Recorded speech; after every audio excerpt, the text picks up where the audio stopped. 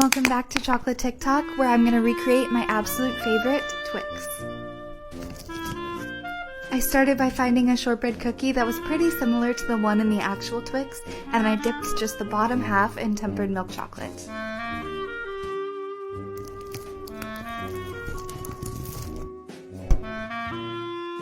Then I stretched out some caramel to the perfect thinness. We want more cookie than we do caramel, and then I fit it to the exact size of our bar. And finally, I poured a thin layer of chocolate on the top of our bar to recreate those iconic ridges we see on any Twix. And I didn't think it could be done, but this was even better than the original. Trik beng-beng dibikin dessert box, emang bisa?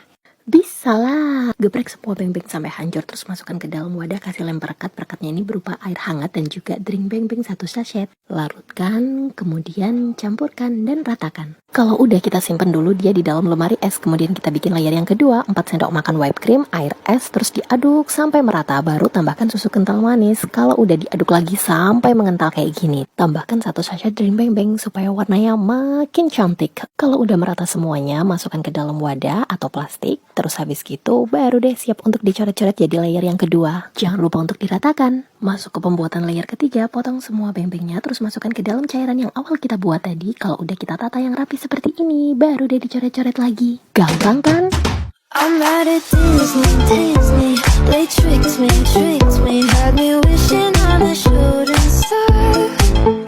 Nah, sekarang percaya kan kalau drink beng-beng gak cuma buat bikin minuman? I'm sorry, this has to be addressed. How did this become this? Become this? Become this? Huh? If you watched the live earlier, you saw that I got a phone call and then I ended up having to get off. Well, that was because 2 things happened. I got this cake order for a little petite cake, and because Anthony came in, it was time for me to train him. They wanted chocolate ice cream with M&Ms in it and then chocolate cake. So I hurried up and made that, and then they wanted me to put ganache on the outside, which I was thankful for because you guys have been asking for a ganache cake and I haven't had any in a while. And then sprinkles on the side, which the sprinkles and the dark color of the ganache look great together. And then they wanted some M&Ms on top, and then all they wanted me to write was number 7. And that was it. Okay, let's get to it. When the brownies come out the oven, they're way too hot to handle. We've got to let them completely cool down. When they do, they form this beautiful crack and are baked to perfection. This is Chris, and she's going to show you a job perfectly done. When the brownies are cool, she goes through the edges with a knife to release them. Then we flip the brownie, pull her out of the tray, and peel the parchment paper. I can't lie, it's quite satisfying. Look at that glossy brownie, she be glimmering. We want our pieces to be uniform and the same, so we go in with this wheel cutter. It's actually insane how beautifully Chris marks this tray. Once she marks the whole tray, she begins to get her pieces out of it. She does a bit of quick maths to calculate the slab size and cuts all the pieces that she needs. I mean, can we talk about the precise cut? Chris then proceeds to throw some peace signs up because it means we get better brownies. She flips the brownie background and look at that, precise, beautiful, moist, and ready to be decorated. My friend Grace called because she wanted to order a cake for her husband's birthday today. He likes chocolate cake batter with a lot of cookie dough. So I made some chocolate cake batter, then we're going to add some cookie dough to it and then put some chocolate cake in there. I accidentally was making it a large, it's supposed to be a small, so I had to fix that real quick. Once I have the cake made, we're going to let it sit in the blast overnight so it can freeze.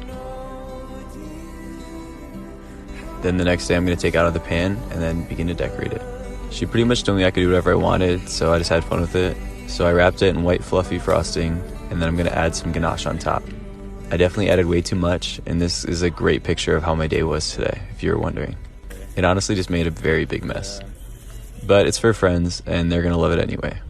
Then I did 6 white rosettes on top, and then I'm going to add 6 pieces of cookie dough. Then it's time to write Happy Birthday Chris in his favorite color, which is green. Let's all congratulate them, they just found out they're also expecting a baby. I am so shocked at how good this cake is. It's only 3 ingredients and you don't even need an oven. All you need to do is separate the Oreo biscuit and filling, then crush up the biscuits. Add baking powder and mix these together, then pour in milk and add the Oreo filling and stir everything together until smooth. Now grease and line a microwavable cake mold or something similar and microwave for about 6 minutes. Let it cool fully, then turn it upside down. You can eat it like this or add a topping to make it look and taste even better. So It's keep like your a head bar of up, chocolate, princess, before your please. crown falls. Know these voices It's for in your my head mom. will be your downfall. I know it gets so hard, but you don't got far to go. So keep your head up. So keep your head change. up. So keep your head up, princess, before your crown Happy falls. birthday, Mom. Know these voices in your head will be your downfall. I know it gets so hard. Shake your body, baby, do the conga. No, you can't control yourself any longer. Come on, shake your body, baby, do the conga. No, you can't control yourself any longer.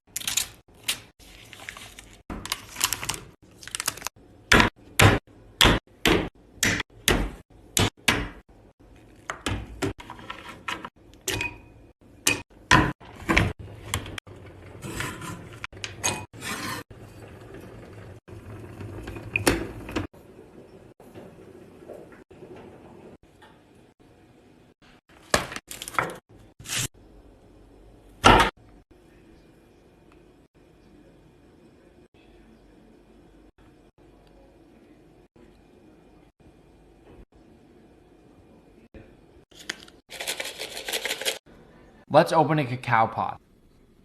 It shocks me that so many people don't know this is where chocolate comes from, which is my favorite thing about TikTok, being able to teach people about food. This thing is just utterly beautiful. To cut it open, I'll make a gentle incision right along the side, a small cut right across, and then another line on the other side. Here we go. Can you believe it? This is where chocolate comes from. Each one of these is a cacao bean, and inside this are cacao nibs, and those are what you use to make chocolate. When you cut one open, it's almost this beautiful purple color. You can actually suck the flesh off these seeds. To me, it tastes like the mixture between a Jolly Rancher and a lychee fruit. You have to promise me you'll taste it someday.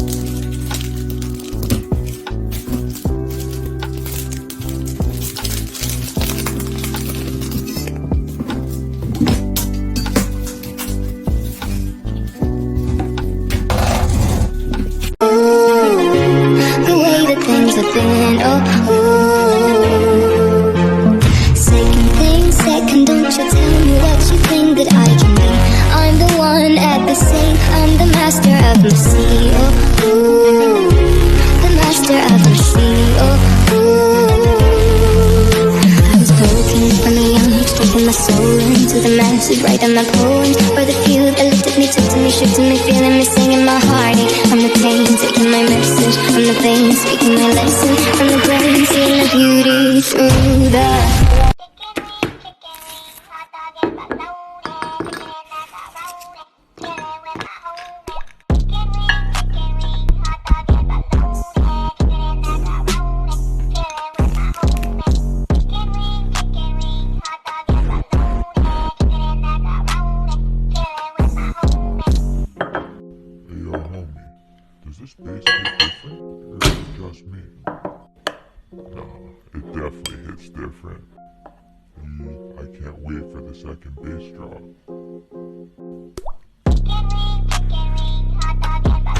Monday, Tuesday, Wednesday, Thursday, Friday, Saturday, Sunday. That moment when you wake up at 3 a.m. and you're really hungry, so you go downstairs, then you open the refrigerator only to discover that you're the only snack left in the house. Let's make chocolate strawberry cheesecake pasta. Add some strawberries to a baking dish, sprinkle liberally with sugar, add a splash of vanilla extract and a pinch of salt and stir to combine. Arrange the strawberries on the outside of the dish, then place a block of cream cheese in the center and sprinkle liberally with sugar again. Then bake in a 400-degree oven for about 40 to 45 minutes. Once it comes out, stir it all up to combine. At this point, you can taste the strawberries to see if you need to add any more sugar. Then add some chopped semi-sweet or bittersweet chocolate and stir again to combine. Next, we are going to add our chocolate pasta that we made the other day. It's absolutely stunning, if I do say so myself. Make sure you reserve some of the starchy, chocolatey pasta water and add however much of that starchy pasta water you need until you get the sauce consistency that you like. To serve, top with diced fresh strawberries. Definitely a full-on dessert pasta. Well, would you try it? Did you know in Tokyo you can make your own Kit Kats?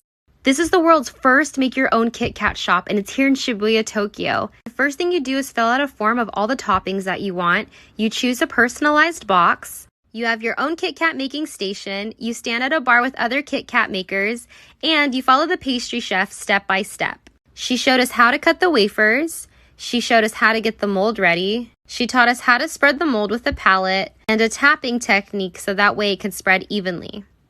Next, we put the wafers into the mold and then we push down so that way we could spread the extra chocolate with the palette. Tapping yet again to make it even. For toppings, we chose dried raspberries, marshmallows, chocolate hearts, and a violet flower. Yeah, that's edible. So then we had 30 minutes to wait for it to cool, so we just played the Kit Kat piano. And before we knew it, our mold was ready, and it was packaged in a beautiful Mount Fuji box. You're supposed to eat it within a week, but we had no problem eating it right away.